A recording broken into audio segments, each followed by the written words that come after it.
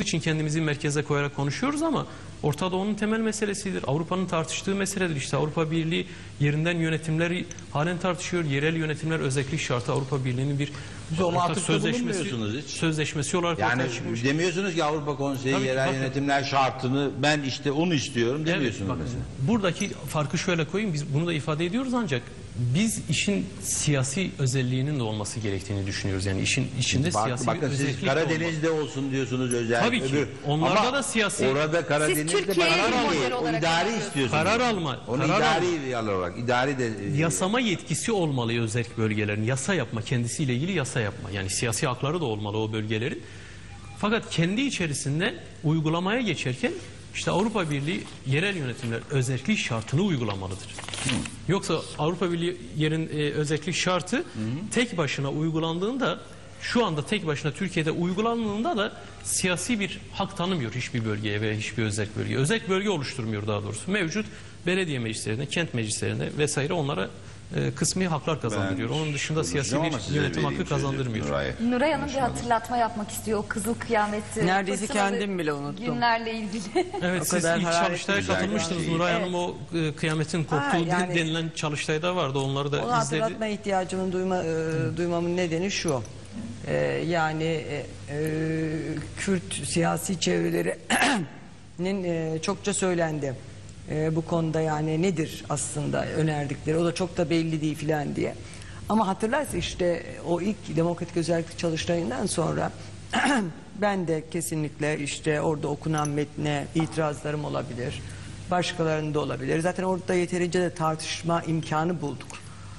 Fakat sonra ne oldu? Sonra o çalıştay bitti, bir infial oluşturmuş olduğu için Türkiye'de demokratlar bu demokratik özellik tartışmasını, demokratik özellik projesi veya oradaki toplantı ne kadar yanlış, ne kadar eksik, ne kadar kötü diye takdim etme işine giriştiler.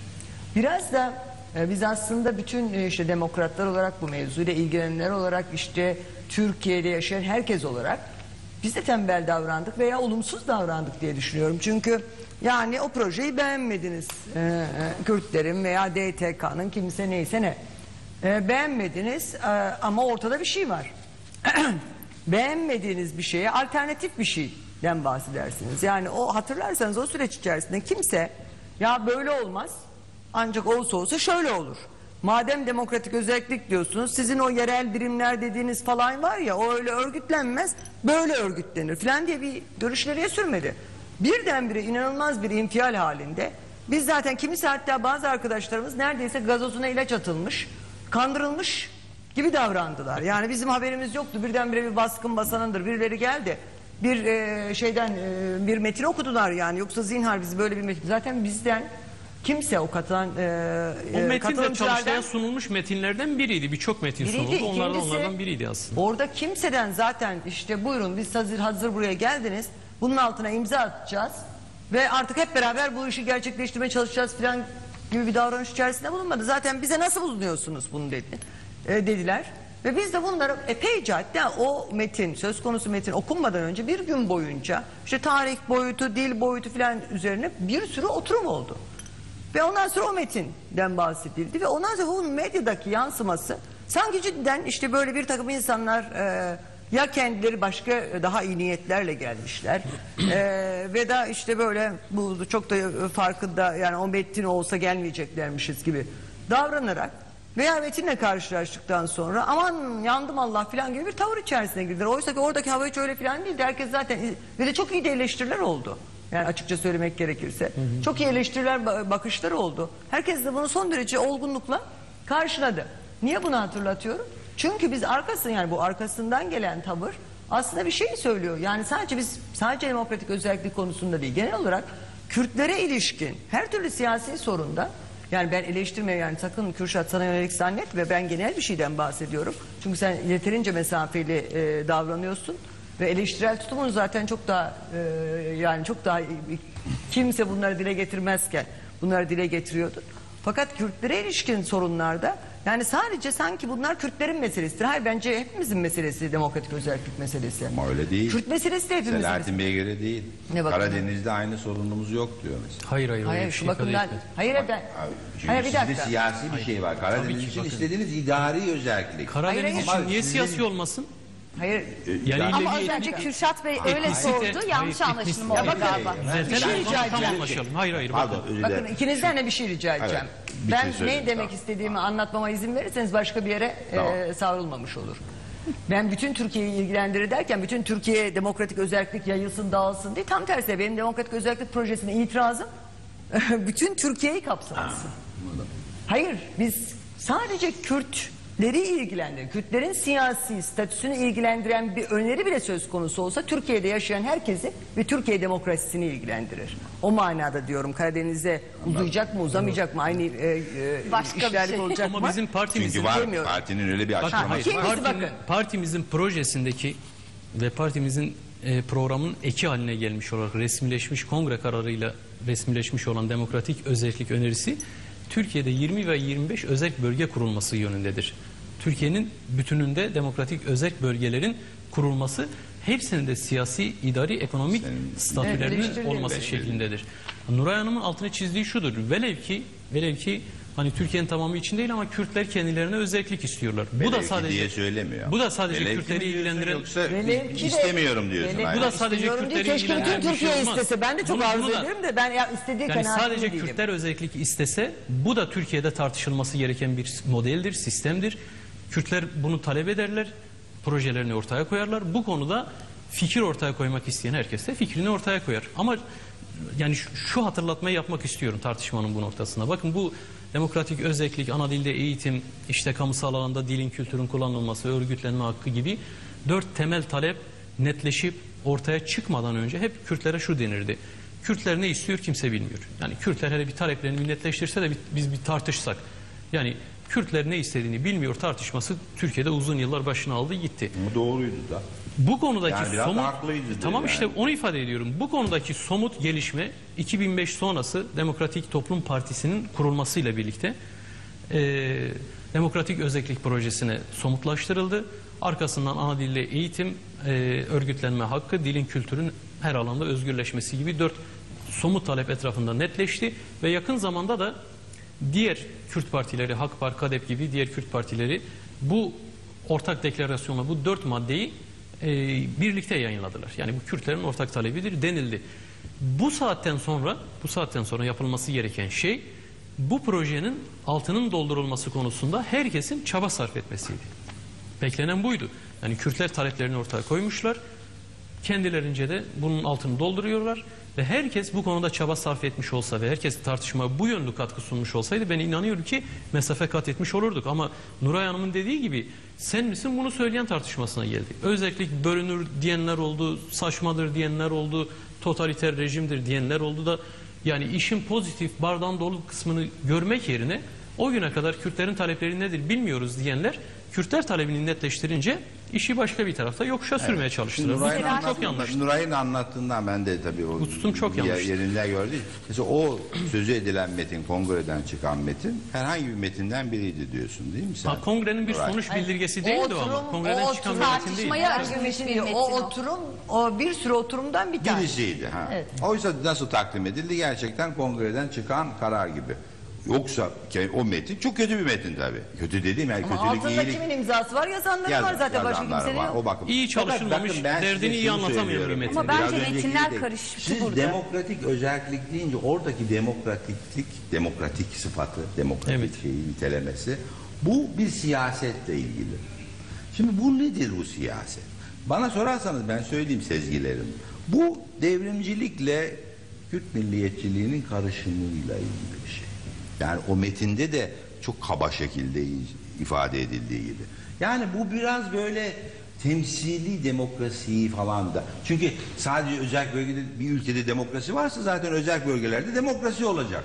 Oradaki demokratlık ayrıca nasıl olacak? Bu benim sezgimi söyleyeyim ki o metni ama şimdi anladım daha Nuray'ın dediğinden. Orada bu devrimcilikle milliyetçiliğin flörtünden, evliliğinden doğan bir. Şimdi şöyle bir şey. Bu Bu konularda nasıl o bir şey zaman da biliyor musun? doğru. Onu da söyleyeyim size. Bu emredici vekalete dayanan.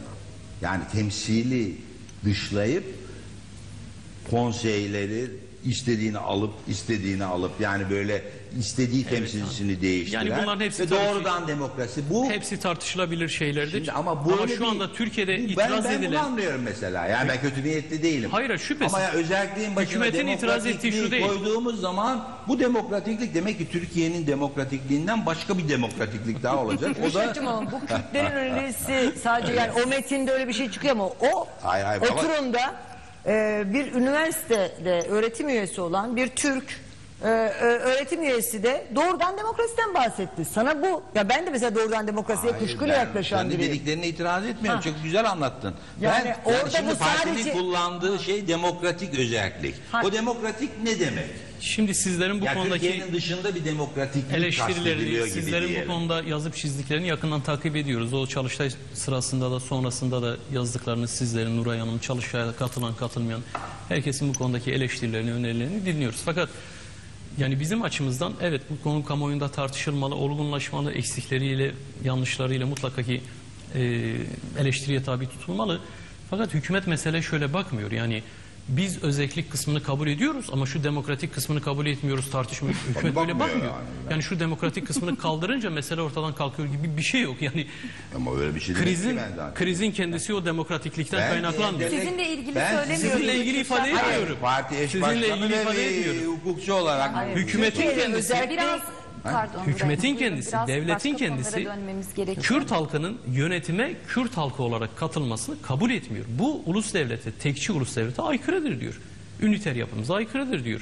Tek ulus yaratmaya aykırıdır diyor. Biz de diyoruz ki sizin önerdiğiniz ve uygulamaya çalıştığınız model Kürt halkının doğasına veya başka halkların doğasına aykırıdır. Ben bir kere bunda Bunların zaten. değişmesi lazım. Yani ben de böyle Anlaşılan, Diğerleri- anlaşılan diğerleri demokratik teferruat özellik ediyor. Bence oturumuna tartışılır. ihtiyacımız var. Şunu Sonra ben başka bir aslında programda. söylemek istiyorum da burası yeri değil. Yani bu devrimcilikle yani Marksizm, Leninizm aslıyla Marksizmi adama bir şey söylemeyelim de yani onun hakkını yemeyelim.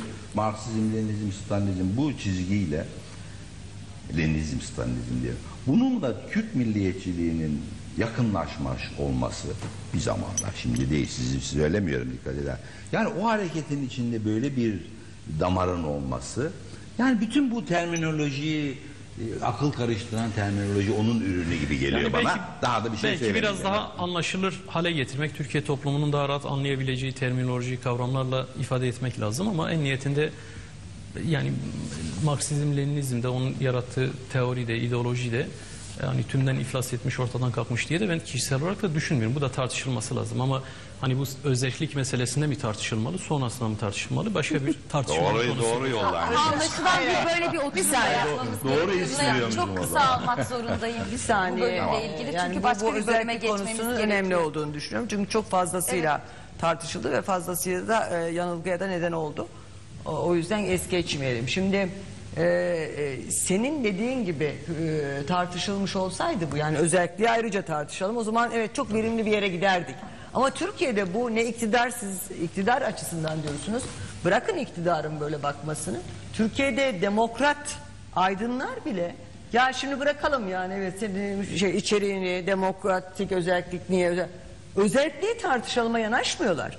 Bu programın zaafları üzerinden aslında özellik tartışmasını görmezden geliyorlar. Bizim sorunumuz o. Eğer özelliği biz yeterince tartışacağımız bir hem yasal tabii hem siyasal ortam olsa idi yeterince içeriğini de tartışırdık ve hepimiz kendimizi ben de çok rahat hissederdim. Yani eleştireceğim şeyleri eleştirmekte. Ama biz zaten özelliği tartışamıyoruz. Bir siyasal sınırları takıyoruz. İkincisi demokratlarımız bile fazlasıyla gönülsüz. Yani özellik falan dediğiniz zaman işte demokratik özellik Çalıştay'ında oldu veya demokratik özellik Marksist Leninist falan senin için demiyorum. Bu zemine çekerseniz biz aslında sorunumuz özelliği hiç tartışamıyor olmak. Tartışabilseydik biz aslında Marksist Leninist içerikli mi? Değil mi? Orada ne var? Demokratik mi? Sonucu ne olduğunu daha sağlıklı Şimdi evet, tartışabilirdik bu diye tartışmalardaki hani Kürt halkında bizlerde belki de zorlayan tartışmalarda bizi zorlayan temel şey şudur. Yani Kürt halkının ortaya koyduğu, Kürt siyasetçilerinin veya başkalarının ortaya koyduğu bir projeye karşı öneri geliştirmek, onu eleştiriye tabi tutmak, işte eksikleriyle, yanlışlarıyla süzgeçten geçirmek başka bir konudur. Kürtler bir şey ortaya koyduğunda Kürtlere akıl vermek, Kürtler adına konuşmak. Ya siz bunu isteyemezsiniz kardeşim demek başka bir şeydir. Yani Türkiye'de hep böyle tartışılıyor. Bakın gece gündüz televizyon programlarında Kürt sorunu tartışılır. Masanın etrafında bir tane Kürt yoktur. Hep bizim dışımızda bizi tartışırlar. Ya oysa hani Kürtlerin haklarından söz ediyorsanız her masanın etrafında en azından bir Kürt'ün olması lazım. Ben bir BDP'li de demiyorum bak. Yani o işten yanmış, içi yanmış, derdi bu konuyla ilgili olan birinin orada olması lazım. Fikir beyan etmesi lazım. Dolayısıyla o ekranlardaki genel görüntü hükümette de, parlamentoda da, komisyonlarda da her tarafta yansıyan görüntüdür. O nedenle mesele yani hem zihinlere vurulan prangadan kaynaklı hem yasaların yarattığı baskıdan kaynaklı bütün açıklığıyla tartışılmıyor. Yani Kürt halkı demek bile neredeyse artık yasalar, savcılar karşısında suç oluyor. Kürdistan'ı söyleyemiyorsunuz bile. Orada bir coğrafya var. Deniyor ya hükümet yasaklanan, değiştirilen yer isimlerini iade edeceğiz. Ben o zaman ifade etmiştim. Ya sizin yasakladığınız en büyük yer ismi Kürdistan'dır. İade edecek misiniz mesela bu ismi? Devlet olarak Kürdistan'ı verin demiyorum. Kürdistan ismini iade edecek misiniz? O coğrafyanın adı Kürdistan diyebilecek mi insanlar mesela korkmadan? Hadi bir köyün ismini değiştirmek kolay yaptınız. En büyük coğrafya ismi yasakladınız. Bu Cumhuriyete kadar yasak değildi. Siz yasakladınız. Böyle bir coğrafya yokmuş gibi tartışıyoruz şimdi. Ne olacak, o coğrafyayı hiç konuşmayacak mıyız? O halkın dilini, ana vatanını konuşmayacak mıyız? Bütün bunlar bütün çıplaklığıyla, açıklığıyla konuşulmayınca maalesef ki hani konu başka mecralara akabiliyor. BDP suçlanıyor, Kürt halkı yine suçlanıyor ve Kürt halkı derdini anlatamadı diye ayrıca suçlanıyor. İşte Kürt halkı asimileye tabi tutulan, hakları işte inkar edilen, baskı altına alınan bir halk olarak bir de ek olarak şöyle bir külfet getiriliyor. Siz aynı zamanda diyor Türkleri de ikna etmek zorundasınız. Ya Türkleri bu hale getiren Kürtler mi? O yükü niye Kürtlere veriyorsunuz? Türkleri de ikna etmek zorunda olan bizmişiz, Kürtlermiş. Olur mu öyle şey? Türkleri ikna etmek zorunda olan bu politikaları uygulayan hükümetler, devletlerdir diye düşünüyorum. Selahattin Bey, şimdi biraz da ben sözü alabilir miyim müsaade ederseniz? Birikmiş epeyce soru var ve de süremiz tabii azalıyor. İzleyicilerimizden gelen sorular da var ama bir de benim sormak istediğim, hani Orta Doğu gelişmelerinden de söz ettiniz az önce. Bir de Mesut Barzani'nin Türkiye ziyareti ve o ziyaret sonrası sizin Deniz Zeyre'ye, Radikal Gazetesi'nden Deniz Zeyre'ye verdiğiniz bir röportajın farklı yorumlara yol açması vardı, hatırlayacaksınız. Evet. Ben o konuya da biraz açıklık getirmenizi istiyorum. Birincisi işte Neçirvan Barzani buradaydı biliyorsunuz. Neler oluyor? Siz nasıl değerlendiriyorsunuz? O zaman yaptığınız açıklama şöyleydi. Hiç kimse birbirinin alternatifi değildir. Yanlış hatırlamıyorsam, hatırlıyorsam düzeltin lütfen. Fakat herkesin etki alanı ve tabanı farklıdır. Buradan şöyle bir anlam ben çıkartmadım doğrusu ama böyle anlam çıkartanlar da oldu. Böyle yorumlar yapanlar da oldu. Mesut Barzani Türkiye'deki Kürt meselesinin çözümünde hiçbir şekilde etkili değildir, dahil olamaz şeklinde mi bir şey söylemek istediniz siz? Yoksa evet, başka bir mesaj mı içeriyordu doğru. Yani o konuşmanız? o demecim üzerine farklı yorumlar, köşe yazıları Hatta siz bir demeçten teklifte kaynaklı. bulundunuz daha sonra. Doğru, o ihtiyacı hissettim çünkü hakikaten yani hem cümlelerimde hem de niyetimde olmayan şeyler yazılıp çizilmeye başlandı. Şöyle ifade edildi daha çok. Yani ben sanki Sayın Barzani ile kim oluyor? O işte hiç bu konularda söz söyleyemez vesaire böyle bir şey demişim. Dolayısıyla burada bir gerilim var. İşte Barzani ve Türkiye'deki Kürtler arasında bir gerilim var. İşte birbirini yıpratıyorlar veya birbirine karşıt bir pozisyon alıyorlar gibi bir şey tartışıldı ki doğru değil. Yani şimdi ben bir defa bu demeci durup dururken vermedim. Yani bir soru üzerine, sorulan bir soru üzerine ben bu açıklamayı yaptım. Soru şuydu, soru orada yazmıyordu. Kısa bir röportajda ama soru yazmıyordu. Soru şuydu. Hükümet, AK Parti hükümeti Türkiye'deki Kürt sorunu konusunda Sayın Barzani'yi muhatap kılmaya çalışıyor. Bu konuda ne diyorsunuz? Soru aynen böyleydi. Ben de hükümet bu konuda yanlış yapar. Böyle bir gerçekliği yoktur. Türkiye'deki Kürt sorunu ile ilgili Türkiye'deki Kürtler muhataptır. Dolayısıyla muhatapların birbirinin yerine geçirilmesi, alternatifi olması söz konusu olamaz mı? Sayın Barzani'nin de böyle bir iddiası yoktur demiştim. Bundan kaynaklı bir tartışma yürütüldü. İlginçtir tabii. Bizim dışımızda farklı mecralara çekilmeye çalışıldı ama burada tekrarlamakta fayda var. O röportajda da ifade etmiştim. Sayın Barzani Orta Doğu'da etkili bir siyasetçidir. Kürdistan Federal Bölgesi'nde de şu anda resmi olarak devlet başkanıdır ve gerçekten de bölgesinde siyasi ekonomik kazanımlar açısından da başarılı politikalar uyguluyor. Uzun yıllar süren bir mücadele sonucunda bu noktaya getirdiler. Bunları asla küçümsemiyoruz, takdir ediyoruz. Bunlar önemlidir diyoruz. Ve biz Türkiye ile Kürdistan bölgesi arasındaki ekonomik, kültürel, sosyal işbirliğine de hiçbir zaman karşı çıkmadık. İşbirliği gelişmelidir dedik. Fakat Türkiye bu işbirliğini Türkiye'deki Kürtlerin haklarının engellenmesi konusunda bir pozisyon yaratmak için yapmamalıdır. Hep böyle ele aldı. Bu yanlıştır dedik. Çünkü orayla ilişkileri geliştirip terörle mücadelede destek alalım. Türkiye'deki Kürtlerin siyasetin ezilmesi konusunda işte onun arkamıza alalım. Hep böyle bir politika izlendi. Ama Mesut Barzani bu politikanın içinde Biz olmayacağını hükümetin defaatle politikasını söyledi. bu konuda eleştirdik.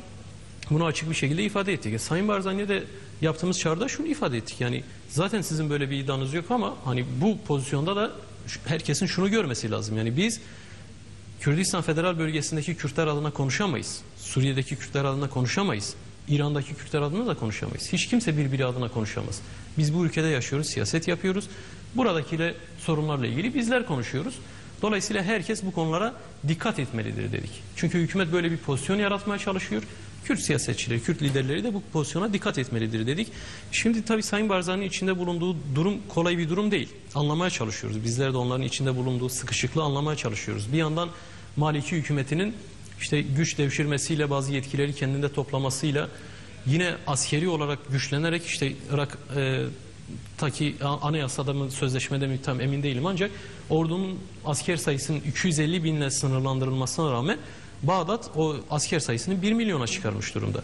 Bununla birlikte ağır silahlar alınıyor. Amerika Birleşik Devletleri'nden F-16 alma sözleşmesi yaptılar. 2014'te F-16'lar geliyor Bağdat hükümetinin eline.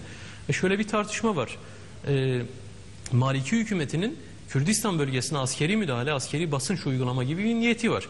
Dolayısıyla Sayın Barzani oradaki gelişmelerden tedirgin olduğu, rahatsız olduğu için bölgesel ve uluslararası düzlemde bir nabız yokluyor, destek arayışı içerisinde.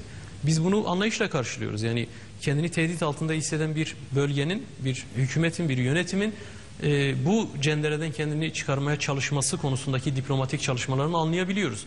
Fakat ülkemizde hükümet o sıkışmışlığı kendi lehine kullanmaya çalışıyor. Biz bu politikaya karşı çıktık. Yani oradaki sıkışmışlığı, ben Barzani hükümetini, Barzani'nin desteğini arkama alırım, buradaki Kürtleri de şu veya bu şekilde sustururum diyorsa bu yanlış bir şeydir. Hem Sayın Barzani yaptığı açıklamalarda böyle bir politikaya alet olmayacağını ifade ediyor. Hem biz yaptığımız çağrılarda hükümetin bu politikasının yanlış olduğunu söylüyoruz. Kürtlerle iyi geçinmelisin diyoruz. Dost olmalısın. İran'da Kürtler var, Irak'ta var, Suriye'de var ve bir bütün olarak Kürdistan coğrafyasında yaşayan bütün topluluklarla iyi geçinmelisin. Araplarla da, Şiilerle de iyi geçinmelisin. Toplumlarla iyi geçinmelisin. Halklarla iyi geçinmelisin. Şimdi Suriye'deki Kürtleri işte hak elde etmesin diye sürekli bir basınç altında tutmaya çalışacaksın. İşte Suriye Ulusal Konseyi ile yaptığın görüşmelerde Kürtlere hak vermeyeceksin diye bir baskı uygulayacaksın. Onlar işte özellik vesaire talepleri var Suriye'de. Bunları kabul etmeyeceksin diye destek sunacaksın. Ve öbür taraftan Kürdistan bölgesine destek sunarken bile şartlı destek sunacaksın. Türkiye'deki Kürtlerle ilgili politikamı desteklemek üzere seni desteklerim dersen burada bir yanlışlık ortaya çıkar. Bütün Kürtleri bir anda kaybedersin diye uyarıyoruz biz.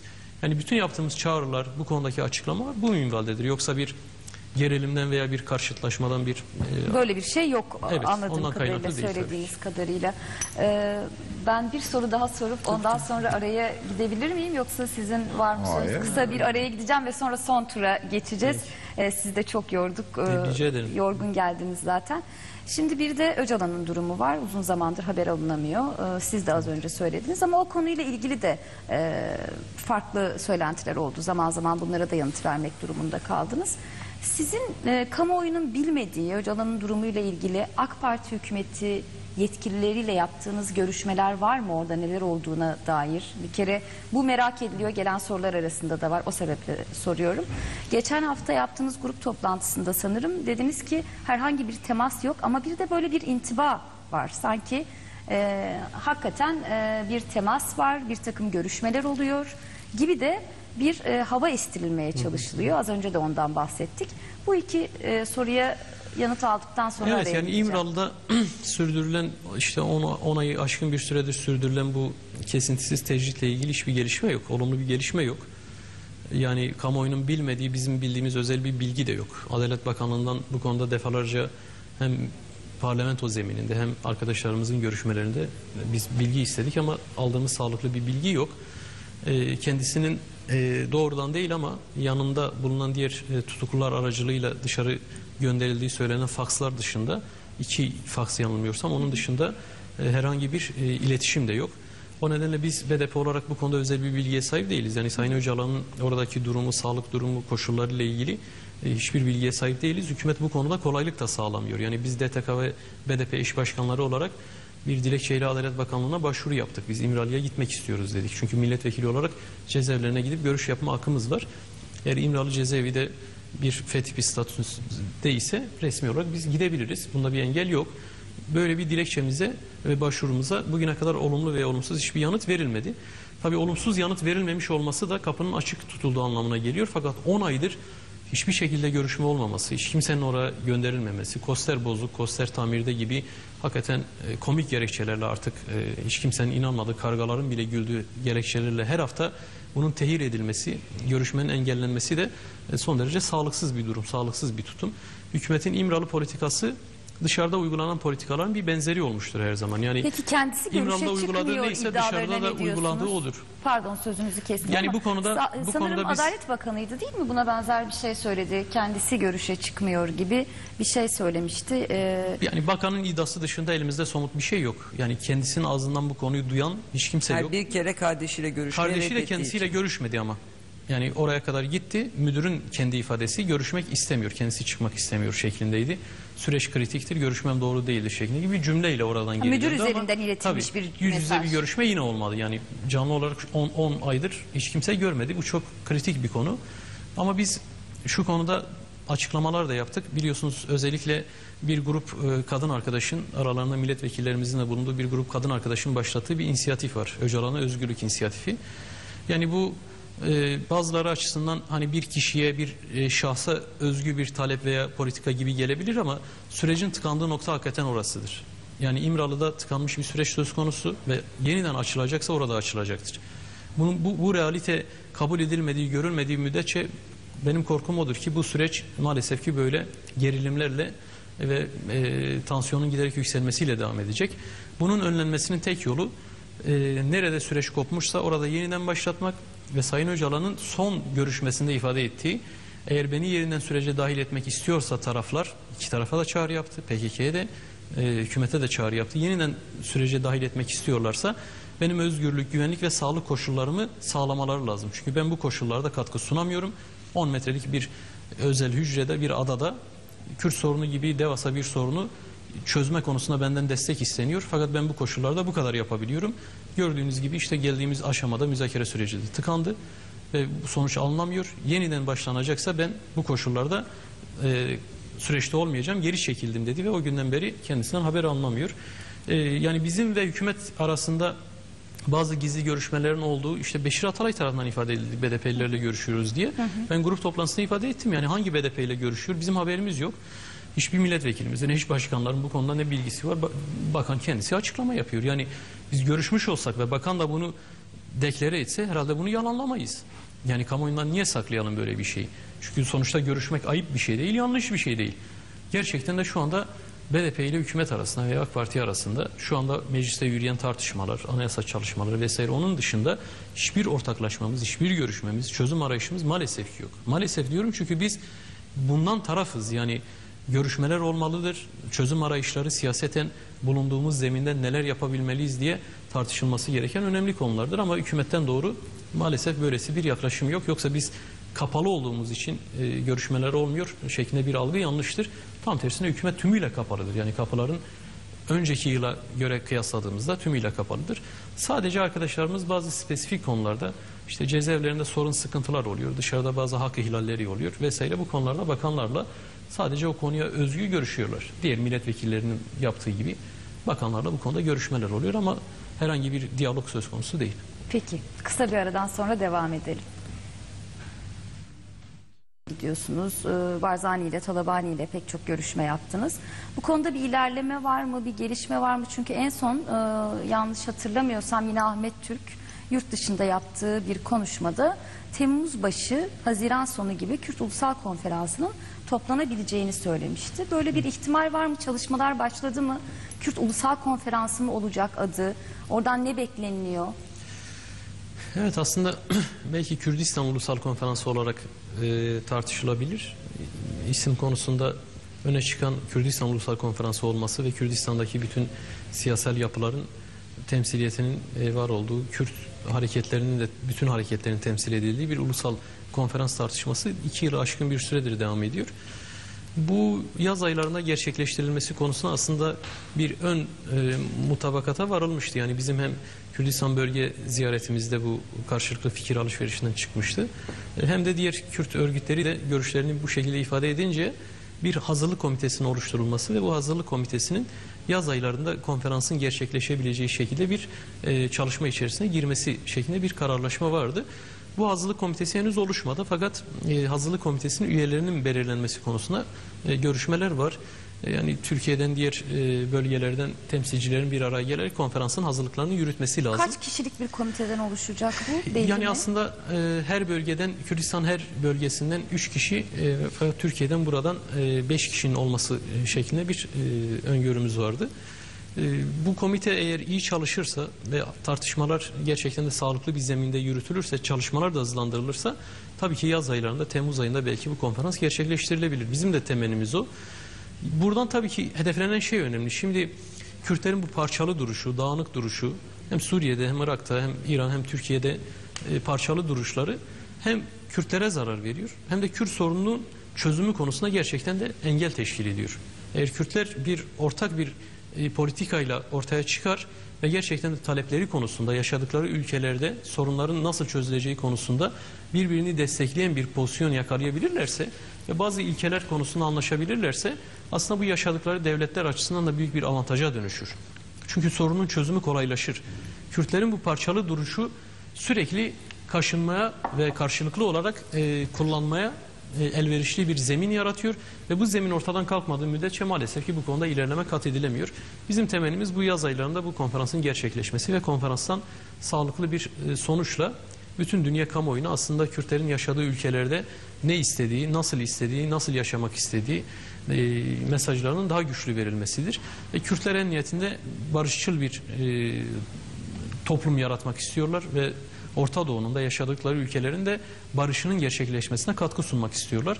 Bu konferans da böyle bir zemine doğru katkı sunucu bir sonuç ortaya çıkarabilir. Fakat özel olarak anlam yükleyip işte PKK'ye silah bıraktırma konferansı şeklinde bir spesifik anlam yüklenip bunun üzerinden tartışmalar yürütülürse buradan sağlıklı bir sonuç çıkmayacağı şeklinde bir görüşümüz var bizim.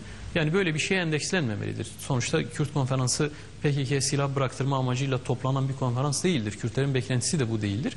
İlkeler çerçevesinde az önce bahsettiğim dünya o değerli toplu mesajı verme açısından önemli olacaktır diye düşünüyorum. Bu bölümle ilgili sizin soracağınız bir şey var mı? Benim yok. Benim de merak ettiğim soruları derlediğiniz için yani hızlanması açısından Devam fazla edebilirim çok o zaman. lüzumlu olmadığı sürece bir Kürşat'ı bilmem. Pekala. Yani pek şu an Hayır, böyle aktar yok. Kürt toplulukları denilelim. İran, Irak, Suriye.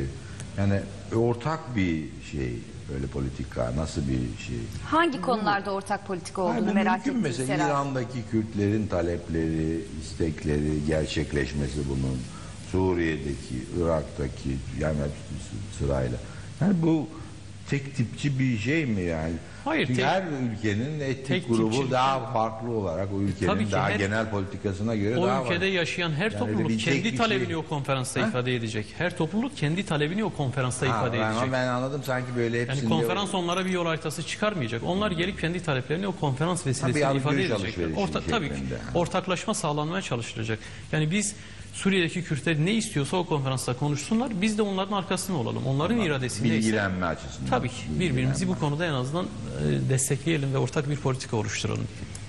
Şimdi hiç sorularımızı sormuyorsunuz diye bir de eleştiri var. Hakikaten çok da soramadım.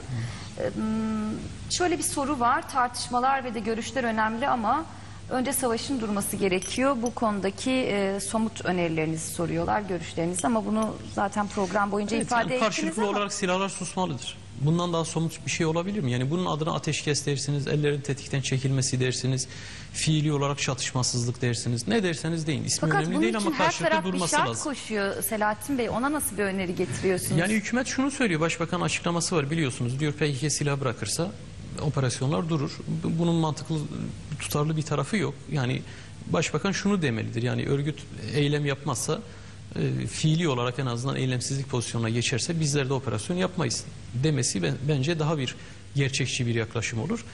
Tam tersine ordu silah bırakmaz diyor. Kimsenin de ordunun silahını bırakmasını istediği bir durum da söz konusu değil. Böyle bir talep de yok.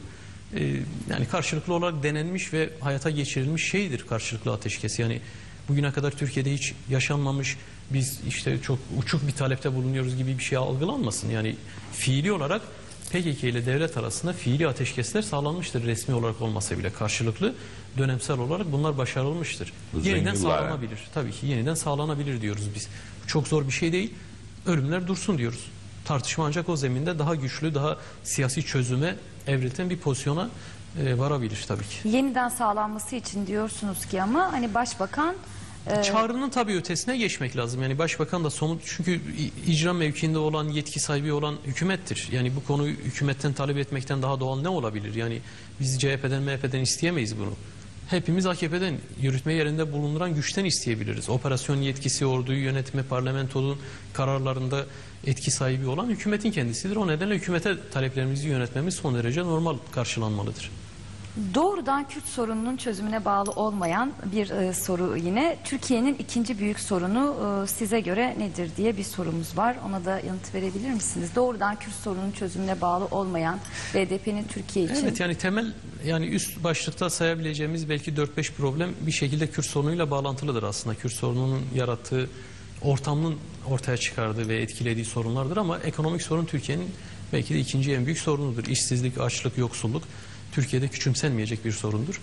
Türkiye'de halen biliyorsunuz hani bölgesel düzeyde işsizlikler %60, %70'lere varabiliyor kentler düzeyinde. Şimdi resmi olarak %10 gibi bir rakam çıkıyor ama ben biliyorum ki hani Urfa'daki işsizlik %68'dir, Muş'taki %70'tir. İşte Türkiye'nin değişik illerinde, Karadeniz'de işsizlik oranı yüksektir vesaire. Yani bu mesele küçümsenecek bir mesele değil. Bunun da Kürt sorunuyla şüphesiz bağlantısı var. Yani savaş politikalarıyla bağlantısı var ama ikinci büyük sorun dersek herhalde ben ekonomik sorun olarak ifade edebilirim. Doğrudan Kürt sorununun çözümüyle bağlantısı olmayan bir sorun olarak... Dolaylı Kürt yolda. sorununun çözümünde mesafe kat edildiği takdirde ekonomik sorunların çözümü daha da kolay olur. Tümden çözülür demiyorum tabii ki yani. Kolaylaşır. Fakat demokratikleşme ve ekonomi birbirini besleyen, birbirini destekleyen şeylerdir. Yani ne kadar ekonomi o kadar demokrasi, ne kadar demokrasi o kadar ekonomi birbiriyle hani çok kopuk şeyler değiller. Bir de AK Parti Mardin Milletvekili Abdurrahim Akdağlı değil mi? Abdurrahman mı, Abdurrahim mi? Mardin'de bir takım temaslarda bulunduktan sonra işte bir açıklama yaptı ve bir genel af üzerinde çalışıldığını ya da buna benzer içerikte bir şey söyledi. Hatta projenin sonra bir barış ortamı tesis edilirse nasıl işleyebileceğine dair de bir konuşma yapmıştı. Ama bugün böyle bir tartışma yok, genel af gündemimizde değil şeklinde AK Parti hükümetinden Adalet Bakanı. Adalet Bakanı'ndan mı gelmişti? Belki Bozdağ'dan diye okudum ben de başka bir yerde. Bilemiyorum ama hükümetten resmi olarak böyle bir çalışmamız yoktur şeklinde bir açıklama geldi. Bunu nasıl değerlendiriyorsunuz? Yani durup Evet. durduk yerde AK Parti Mardin Yani Milletvekili bizi- böyle bir çalışma olduğunu söyleyebilir mi? Bir komisyon görevlendirmişler tabii ki bunu ifade ediyorlar. Yani kendi içlerinden bölge milletvekillerinden oluşan bir komisyon görevlendirip bir çalışma yaptırmışlar. Fakat bu çalışma parti politikasına dönüşmemiş, tartışmamışlar. Dolayısıyla şu anda bizi bağlayan şey parti yetkilisinin ve hükümet yetkililerinin yaptığı açıklamadır. Onlar bu konuda bir açıklama yapmadığı müddetçe bizim bir değerlendirme yapmamız da doğru olmaz. Sayın milletvekilinin kişisel görüşü olduğunu AK Parti ve hükümet yetkilileri kendileri ifade etti. Dolayısıyla onun kişisel görüşü üzerine bizim parti olarak görüş ifade etmemiz de çok bir anlam ifade etmez. Ama Fakat böyle bir komisyon oluşturulmuş olması da tabii ne yapmaya çalışıyorlar? Onların bileceği işi. Parti içi çalışma, hükümet çalışması değil bakın. Partinin kendisi bir çalışma yaptırıyor, bir komisyon çalışması yaptırıyor. Dolayısıyla bir hükümet politikasına veya bir parti politikasına dönüşmediği müddetçe hani bu konuyu çok tartışmaya gerek yok. Kişisel görüşünü herkes ifade eder. Milletvekili de öylesine ifade etmiş kişisel görüş olarak. Elbette ki görüşleri değerlidir, tartışılabilir. Fakat bizim parti olarak hani buradan yola çıkarak yeni bir süreç var, yeni bir tartışma var mevzusuna girmemiz çok da doğru değil diye Bunu da düşünüyorum. böyle değerlendirmiyorsunuz Evet. zaten anladığım kadarıyla. Bir de Halkların Demokratik Kongresi'ni sormak istiyorum. Partileşme kararı aldılar. İlk başta bir partileşme kararı yani partileşmek için mi yola çıkmışlardı? Çünkü Halkların Demokratik Kongresi'nin sanki böyle bir platform şeklinde kalacağı düşünülüyordu. Ve de şöyle bir soru var. 2014'teki genel seçimler için mi partileşti Halkların Demokratik Kongresi? Halkların Demokratik Kongresi geçen hafta biliyorsunuz bir kongres, genel kurul gerçekleştirdi ve bu genel kurulda Türkiye'nin temel sorunlarına ilişkin son derece ciddi tartışmalar yürütüldü. Bizler açısından da umut vericiydi. Yani kısa süre içerisinde Halkların Demokratik Kongresi'nin umut vaat eden bir pozisyona gelmiş olması bizi de sevindiren bir gelişme. Sonuçta BDP olarak bizim de desteklediğimiz bir çalışma ama bu bir BDP çalışması değil tabii ki. Halkların Demokratik Kongresi Türkiye'de bütün yerellerde örgütlenebildiği mahalleden köye, ilçeye, ile kadar her yerde meclis, halk meclisleri şeklinde sivil örgütlenmelerle doğrudan herhangi bir partinin organizasyonu veya partinin kurulu olmadan sivil halk meclisleri olarak örgütlenmesi faaliyetidir aslında. En büyük kurulu da genel kuruludur. Halkların Demokratik Kongresi'nin genel kongresidir. Şimdi bu kongre meclis çalışmalarının devam etmesi kararını aldı. Zaten çalışma meclisler şeklinde sürecek.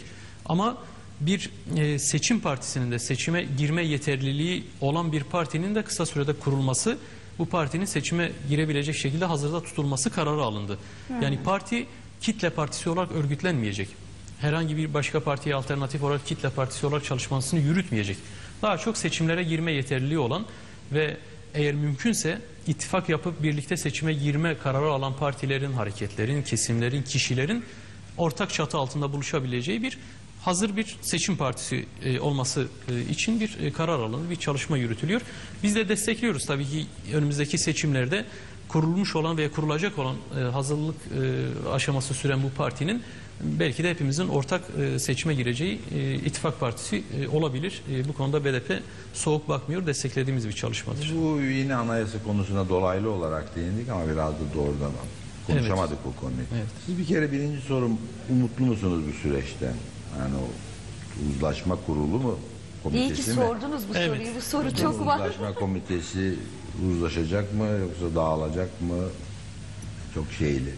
Veyahut umutlu musunuz? Bir de asıl mesela biliniyor genel olarak ama asıl talepleriniz ne? Var böyle bir şey siz de sundunuz değil mi? Hazırladınız zaten. Tabii ki bizim bir taslağımız var. Uzun Evet, süredir çok üstünde böyle çalıştığımız en taslağımız önem var. verdiğiniz olmazsa olmaz dediğiniz fasıllar veya maddeler neler mesela? Bunları Vaktimiz aslında bir yok ama. grup toplantısında da ifade ettim. Burada tekrarlamakta fayda var. Bir defa Türkiye'nin bu çok kültürlü yapısını, çok dilli yapısını tanımalı bu anayasa. Güvence altına almalı. Konuştuğumuz Öcalan'ın açıklaması gibi. Tabii ki o da ifade O etmiş. nerede Önemli. olsun? Girişte mi olsun? Başlangıç kısmında biz kendi taslağımızda bunu çok Başlangıcı korumak istiyorsunuz yine. yani daha demokratik kısa bir başlangıç metni Başlangıçsız önerimiz var. diyenler var çünkü ona taraftar Bu da bir değil. seçenektir ama bizim taslağımızda anayasaya ruhunu veren başlangıcın dibacenin ne olduğunu biz paragraflık yazmak bir istedik. şey. Çünkü Evet. ilk defa sivil bir anayasa yazılacak ve bu anayasanın eski anayasalardan farkının orada ortaya konulması lazım ki sonraki maddeler hangi ruha binaen yazılmış İşte daha o iyi hemen anlaşılsın. bunu biliyorsunuz giriş bölüm, başlangıç bölümünün Tabii ki çok hepsi riskli bir tartışmalı. şey oldu. Çerçeveyi çizdi. Hepsi tartışmalı konular. Bunlar BDP'nin yaptığı çalışmalardan ortaya koyduğu şeyler. Ana dilde eğitim, yerinden yönetim, özellik meselesi. Bunu anayasaya mı? Tabii ki anayasada mutlaka bunlar güvence altına alınmalı diyoruz. Nasıl bir şeyle formülasyonu? Yani dilli, yani Türkçedir, eğitim dili. O maddenin de tabii ona. ki. Yani şu andaki anayasanın 42. maddesi ama mevcut taslakta tabii ki 42'ye Sadece denk Kürtçenin gelmiyor. mi geçmesini istiyorsunuz yoksa diğer yerel dillerinde mi? Özel bölgelerin başka ana dillerde eğitim yapabilmesinin yetkisi özel bölge meclislerine verilmelidir. Ama bir şart olarak özel bölge olacak tabii bir ki kere. önerimiz bu şekildedir. Yani eğitim, spor, tarım, kültür ve benzeri meseleler zaten bölge meclislerinin yetkisine verilmelidir. Bu bölge meclisleri Yani o şarta bağlı olarak. İkinci resmi dil olarak da başka dilleri kullanabilmelidir. Üçüncü resmi dil arzu ediyorsa, eğitimde hangi diller yaşadığı bölge, yönettiği bölgede hangi farklılıklar varsa onlara hitaben yasal düzenleme yapabilmelidir şeklinde önerilerimiz var. Şimdi tabii işin doğrusu kişisel olarak çok büyük umutlarım yok bu Anayasa Uzlaşma Milli Güvenlik Komisyonu'nun. Kurulu'nun mesela Tabii yani kalkmasını sayabileceğimiz çok istiyoruz. şey var. Ben asgari olarak ifade Evet, ettim hızlı evet. bir şekilde ama kadın erkek eşitliğinden işte çalışanların haklarına, sağlık, sosyal haklarına, Ya, siyasi konut şeyleri hakkına kadar soruyorum ben, evet. yani bütün bireysel hak ve özgürlüklerin özellikle anayasada güvence altına alınması ve bunların kısıtlanması, hakkının kısıtlanması konusundaki taslağımız bizce son derece yeterli bir taslak. Tartışmalar ilerledikçe ortaya çıkacak zaten ama masada şöyle bir şey var. Peki nasıl Kürşat Bey, olacak bak. bunu? Umutlu musun? Yani oradaki masada şöyle bir şey var. Bir parti bu yeni anayasa tekçi anlayışı bozmasın, mevcut statükoyu bozmasın diye orada duruyor. Bir diğer parti kendi taslağı var, hükümet partisi. Kendi taslağı var. Ben bu taslağımı nasıl bu komisyondan geçiririm diye orada duruyor. Diğer bir Ama parti yok öyle bir açıklanmış taslak yok. Orada Var, mı taslakları var. masaya Bir mı taslak getirelim? olduğunu bir söylediler. taslakları var, Cenk açıklamıyorlar söyledi. ama en az bu konuda en az Ama konuşan masaya geliyor. herkes görüş belirtiyor ama AKP görüş belirtmiyor anayasanın içeriğiyle ilgili İlk olarak. söylediğiniz parti hangisiydi? Milliyetçi Hareket Milliyetçi Partisi. Hareket Partisi, evet. Cumhuriyet Halk Partisi AKP'nin olası taslağını engellemek için orada yeni anayasa gibi bir ciddi bir derdi yok aslında. Bazı revizyonlarla, Çalışması yok mu reformlarla onun yani? bazı reformlarla düzelebilir diye bir yaklaşımı var. Evet, evet. Bu Bir şey konuda yok yani. bu konuda gerçekten sivil, özgürlükçü, demokratik bir anayasa olsun diye masada olan tek parti biziz. Biz öyle görüyoruz masayı. Dolayısıyla bu tabloya baktığımızda aslında çok umutlu değilim. Fakat en niyetinde o masada konuşulan şeylerin, tartışılan şeylerin kamuoyu tarafından anlaşılması, algılanması, ortaya çıkması lazım. Bunun ortaya çıkabilmesi için de bu çalışmanın sürmesi lazım. Yani çalışmadan çekilmekle maalesef ki bunları görünür hale getiremiyoruz. Kamuoyu O nedenle bundan oradayız. haberdar değil ki. Ama orada çalışmanın konuşuyoruz nasıl ama biz hiç bilmiyoruz. Bakın yani. şu aşamada Ama bakın Bilebiliriz çalışmanın çünkü ne nasıl sürdüğü de televizyonlarda yer Niye alabiliyor BDP. açıklamıyorsunuz? Niye açıklamıyorsunuz içeride Hayır, Şimdi konuşuyorsunuz? şu ben- aşamada Bir şey Kürşat'cığım söyleyebilir miyim? televizyonlarda herhangi bir davet alıyor mu BDP ile? Hayır, Buranın basına- başka bir problem Ya daha basında var. yer vermeme gibi bir çok ciddi bir engelimiz var. Biz Hayır, yani içeride o Ama konuşulanları BDP ben diyorum. dışında Uzlaşma Türkiye kamuoyu- komisyonunda böyle konuşulanları hatırlatacağım. dışarı çıkartmak yasak mı, böyle bir şey? hayır biz bakın böylesi bir usulü kabul etmedik. Çünkü hani burada konuşulanlar burada burada kalacak. kalır diye Efendim bazı konularda tutanak bile tutulmayacak önerileri vardı. Biz bunları kabul etmedik. Dolayısıyla şu aşamada arkadaşlarımız usul konusunda belli bir uzlaşmaya vardılar ve anayasanın en azından temel hak ve özgürlükler kısmıyla ilgili 4 partinin, daha doğrusu kamuoyundan gelen bütün taleplerin bir listelenmesi, ortak taleplerin bir yerde kümelenmesi, ayrık taleplerin bir yerde kümelenmesi şeklinde bir teknik çalışma şu anda yürüyor. İşin esasına geçilme başlandığı andan itibaren biz bütün süreçleri kamuoyuna mal edeceğiz. Kamuoyuna ne kadar sesimizi duyurabiliriz ayrı bir konu ama biz yani kapalı kapılar ardında bir anayasa yazılma sürecinin bir parçası olmayacağız. Biz bunu ifade ettik diğer partiler de Ben aşağı onu yukarı. duydum. Ben de Ama duydum. zaten Ya mevcut temel anayasa- hakların yazılmasına Kürşat Bey. başlandı diyor. Ben çok şaşırdım. Ya Hayır, temel hakları nasıl hayır. yazabiliriz? Bakın Zaten bakın bir yazılmış. haber var. Hayır bir haber Yani var. Avrupa İnsan Hakları Sözleşmesi'ni koysanız işte oradan baka baka yaz bu tarafa. Yani Şu anda Kürşat Bey yeni anayasanın 2 maddesi üzerinde uzlaşıldı Nedir şeklinde o? bir haber var. İşte temel Ayrıca haklar. zaten şöyle de bir problem Başkent yok mu sizce? Ankara'dır O nasıl işliyor? Parlamento bu çalışmayı Türkiye kamuoyuna açık bir şekilde yürütmüyor. Yani şu anda o Meclis Uzlaşma Komisyonu Yani bir şeffaf bir 10-15 şekilde günlük bu 10-15 tartışmaları günlük bu yürütmüyor. gelen taleplerin tasnif edilmesi çalışması yapılacak. Bu tasnif çalışması bitirilip de işin esasına, yazım aşamasına geçildiği andan itibaren kamuoyuyla biz bütün gelişmeleri paylaşacağız. Kim neye itiraz etti, kim ne söyledi, Daha hangi yakın konuda diyorsun. uzlaştık. Bütün bunlar daha açık bir şekilde tartışılacak. Yani kamuoyunun bilmediği bir anayasayı kendi arasında 4 parti yazabilir mi? Veya oradaki 12 kişi yazabilir mi? Böyle bir şeyin imkanı yok. var mı dedim, yine sorayım. Pek mutlu Ben çok değilim. umutlu değilim kişisel olarak. Fakat hani Yani o sonuçta komisyon üyeleri arkadaşlık açısından mücadelemizin- birbirleriyle iyi geçiniyordur da böyle Tabii mesele o değil. Yani ideolojik, fikirsel olarak parti nasıl? politikaları önemli bir konuda. Partilerin halkın Tabii. sesine ne kadar kulak vereceği önemli bir konuda. Bizim dikkat ettiğimiz husus şudur. Yani ne anayasa yazılacaksa, böyle bir ihtimal varsa ve gerçekten de yeni bir anayasa ortaya çıkacaksa ne buna engel olmak isteriz, böyle bir pozisyonda durmak isteriz, ne de yeni anayasa adı altında eskinin tekrarı, statükonun tekrarı bir anayasanın aleti oluruz, parçası oluruz. Yani pozisyonumuzu bu şekilde korumaya çalışıyoruz. Evet, ben kendi kanaatim, umutsuzum ben çok. Bu uzlaşmayacak bir komiteden uzlaşma. Gelişmeler neyi gösterir bilemiyoruz tabii ki. Bunun mücadelesini sürdürüyoruz. Ama Ama gelişmeler bir şey yani orada keşfedilecek bir şey değil. çünkü sonuç ama olarak. dışarıdaki inanın ki dışarıdaki bütün gelişmeler parti politikalarını etkiler. Türkiye toplumunda bu yeni anayasa ve anayasada yazılması gereken talepler ne kadar görünür hale gelirse o kadar iyi olur. Öncelikle bu yol temizliği meselesi örneğin biz çok tartıştık. Bir türlü hükümet bu konuda adım atmadı. Şimdi Haziran'da bir 3. Adalet Bakanı hazırladığı bir 3. yargı paketi geliyor. Sonra 4. paket çalışması var ama bunlar da çok derdimize derman olmuyor. Yani ifade özgürlüğü, basın özgürlüğü, örgütlenme hakkı, toplantı gösteri hakkı, bu konularda rahatlama olacak ki herkes özgürce tartışsın. Yani sadece yargı baskısı değil, toplumsal baskıda, mahalle baskısı da, otosansür de, bütün bunların da kalktığı bir ortamda özgür tartışma yürütülsün ki o komisyon da daha rahat çalışabilsin. Ben niye Talepleri daha rahat umutsuzum? Biraz önce dinleyebilsin. arkadaşımız söyledi, uzlaşılan 2 madde var. Birincisi Türkiye Cumhuriyeti Devleti diye başlıyor. Türkiye Cumhuriyeti Devleti zaten problem oradan. Yok, o konularda- Nasıl uzlaşın? Yani o komisyon Mesela- yaptığı bir açıklama değil. O haber olarak ifade edildi ama Atilla Kart kaynak devletle Cumhuriyeti gösteriliyor. ayrı şeyler saymakla. partimizin Ama bu Atilla konuda Kart kaynak gösteriliyor partimizin bu bu haberde. konuda onayladığı, komisyonumuzun da onayladığı yazılmış herhangi bir madde yoktur yok. henüz. Yok. Henüz yok. Göreceğiz bakalım önümüzdeki dönemde. Tabii ki. Birkaç dakikamız var. Ben de Nuray'a bırakalım son Vallahi soruyu. yok, ben anayasa konusuna hiç girmeyeyim. Gene başkan söylemek istediği hazır onu bulmuşken nasıl ona olsa biz bırak. pazartesi günü gene bol bol konuşacağız. Bunları Evet, aslında bugün değerlendiririz. hani bazı konular, başlıklar içerisine geçti ama bu KCK tutuklamalarını ben bir kez daha ifade etmek istiyorum. Hakikaten bizim açımızdan çok vahim bir konu. Konuşulmadı Yani o sayıları, konuda, doğru. yani ben siyasi tutuklamalardan söz ettim ama özellikle bu başlığı tartışmadık. Yani sayıları 7.000'e ulaşmış bir siyasi... Ne kadar? 7.000. Siyasi tutuklu kitlesinden söz ediyoruz. Yani bir ilçenin nüfusuna ulaştı neredeyse, küçük bir sayıdan söz etmiyoruz. Sayıyı biz 7.000 diyoruz. Adalet Bakanlığı yok o kadar değil de şu kadar bindir diyor ki 500 olsa ne olur, 50 olsa ne olur? Yani tutuklamanın kendisi siyasi ise ve bu insanlar siyasi faaliyetinden dolayı içerideyse bir kişi bile olsa orada adalet sistemi yara almıştır. Bu nedenle özel yetkili mahkemeler durduğu müddetçe ve her gün insanlar yok bir slogan attı, şu toplantıya katıldı, efendim 8 Mart'a katıldı, İstiklal'de yürüdü, şurada şu pankartı açtı, HES'leri protesto etti, yok başbakanı protesto etti, bakana yumurta attı diye insanlar halen tutuklanıp içeri atılıyorsa bu çok temel bir gündemdir.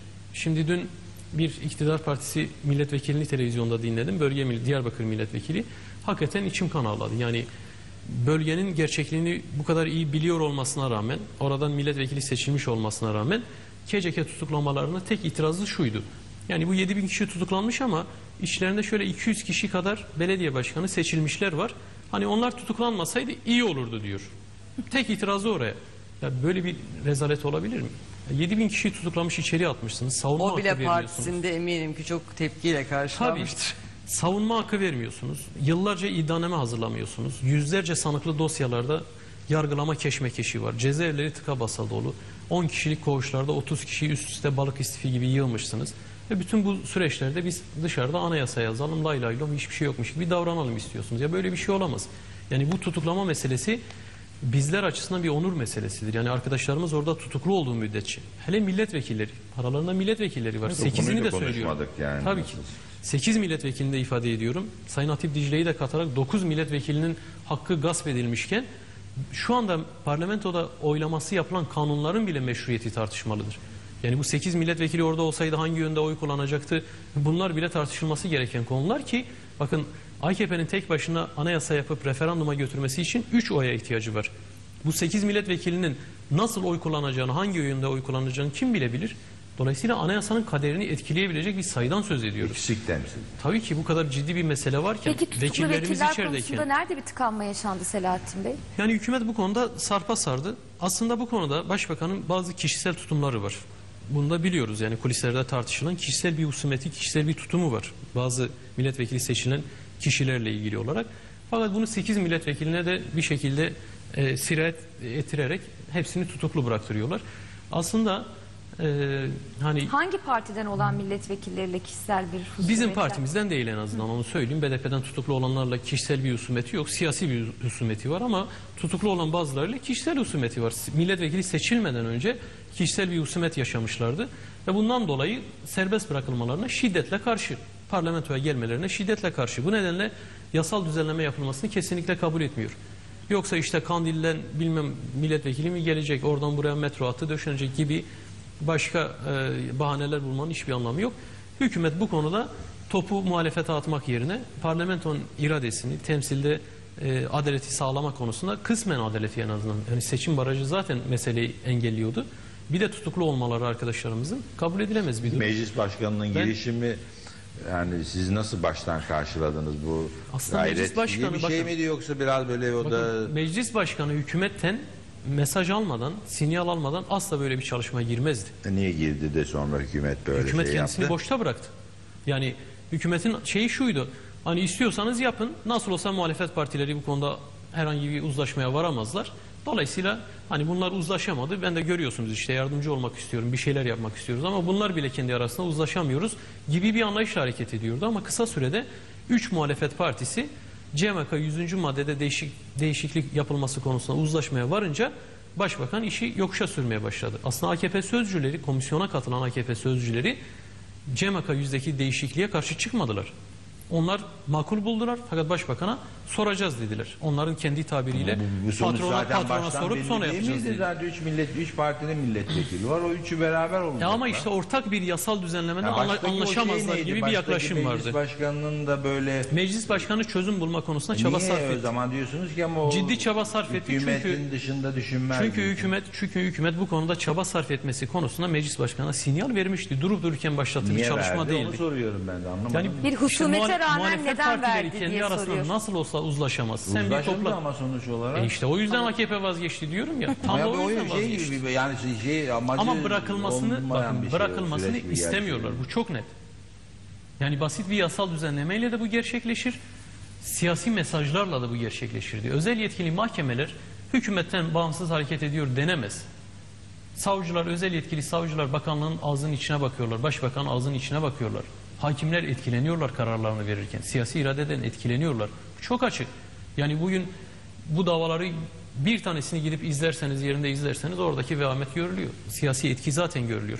O nedenle bizim bu kadar arkadaşımız, milletvekilimiz, siyasetçimiz içeride tutukluyken hiçbir şey olmamış gibi bunlar yıllarca içeride yatmaya devam etsin. Biz Türkiye'yi demokratikleştiriyoruz demek BDP'nin kendi varlığıyla çelişmesi demektir. Tabii yani bu sizin şeyiniz de öyle. CMK 103'te oldu ama asıl bu anayasa meselesidir. Yani 14, 83, Bizim 76. önerdiğimiz tabii ki Yani o bizim maddeler önerdiğimiz anayasa anayasanın- 183'te değişiklikti. Anayasanın otoriter devletin, hatta otoriterle totaliter arasında gidip devletin anayasalarında bulunacak maddelerdir. O konuda siz de pek şey yapmadınız. Yani bizim- doğrudan CMK ile bu işi halletmek Bey, gibi. biz Oysa komisyonda- asıl şey yatan neden 14, 84, Komisyonda 83, BDP'nin 76'dır Meclis yani. Başkanı'nın inisiyatifinde toplanan komisyonda BDP'nin önerisi anayasa 183'te değişiklik yapılmasıydı. Evet. Biz bunu sunduk. Cumhuriyet 14. Halk Partisi CMK 100 olabilir dedi. MHP bir bakalım tartışalım. Hani biz anayasa değişikliğine karşıyız ama yasal bir formül Ama arayalım siyasi diyerek mücadele başladı biz bunu tartışma. sizden ben duyuyorum ya, gazete falan okuyan birisi olarak. Yansıdı Böyle tartışmalar, içerideki tabii ki şeyi yansıdı. duyuyor. Ben 83 14 kalksın istiyorum. CHP istemiyor diyeceksiniz. Siyaset böyle olur. Tabii ki bakın Sayın Hasip Kaplan grup O başkan zaman onlar vekilimiz. anlatsın bakalım ne Grup başkan istiyorlar yani. vekilimiz toplantı çıkışında bunları açıkladı. Ama BDP'nin grup başkan vekilinin yaptığı açıklama gün boyunca televizyonlarda dönüp dönüp yayınlanmaz. Haberimiz olmadı diyorsun. Maalesef. Yani sizin Bu haberiniz büyük olmamışsa sorun sokaktaki tabii yurttaşın hiç haberi O olmuyor halde maalesef. Selahattin Yoksa Bey, açıkladık bunları. son sorumu sorabilir miyim ben? Başbakan Erdoğan bugün Van, Diyarbakır, Kulp, Şırnak eksik bırakmadım değil mi? Yerel Mardin. seçimlerde buraları da istedi. Van'ı, Diyarbakır'ı, Kulp, Şırnak ve Mardin'de istediğini söyledi. Şimdi size de soruyorlar, siz de İstanbul'u, İzmir'i istemez misiniz diye. Elbette ki yani biz Türkiye'nin her yerinden aday gösteren bir partiyiz. Türkiye'nin birçok yerinden de yerel seçim iddiasıyla seçime giriyoruz. Bizim aslında İzmir'de, Manisa'da da belediyemiz var, Konya'da da belediyemiz var, Mersin'de de belediyemiz var. Ama oralarda büyükşehir kazanamıyoruz tabii ki. Biz büyükşehire de talibiz, büyükşehire de adayı gösteriyoruz ve bunun çalışmasını da yürütüyoruz.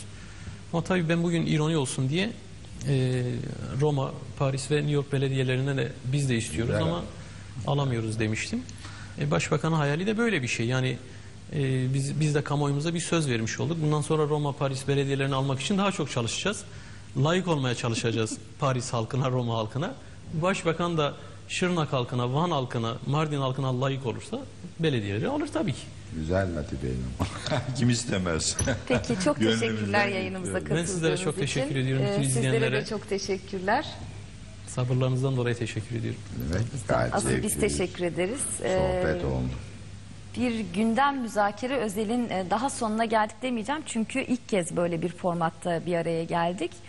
Başka bir gündem müzakere özelde buluşuncaya dek yayında ve yapımda emeği geçen tüm arkadaşlarım adına hepinize iyi akşamlar dilerim ama artık iyi sabahlar dilemem gerekiyor değil mi? Epey de geç olmuş. Bu arada bir anons daha yapmak istiyorum. Programımızın tekrarını az sonra izleyebilirsiniz. Saat 01.30'da BDP eş genel başkanı Selahattin Demirtaş'la birlikte yaklaşık 3 saattir süren sohbetimizi yeniden